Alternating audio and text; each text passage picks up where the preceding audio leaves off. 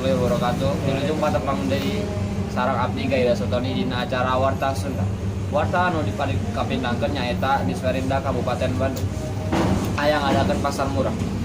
GWK Kawasan Dinas Perindustrian Perdagangan Kabupaten Bandung ngayakeun pasar murah di Komplek Perkantoran Pemkab Kabupaten Bandung Senin 23 Agustus 2017. Dina eta pasar murah dijual sanekasa produk UKM, usaha kecil menengah.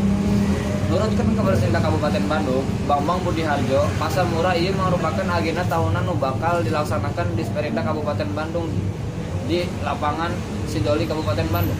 Dina pasar murah dibandingkan pasar swalayan, harganya lebih murah.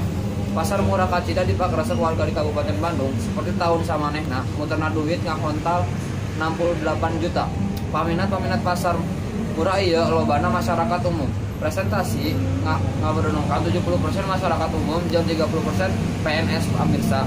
Mun sakitu nepi ka hatur ti abdi, jeung patepang deui dina warta nu bakal abdi sampaikan. Amit mundur diri. Assalamualaikum warahmatullahi wabarakatuh.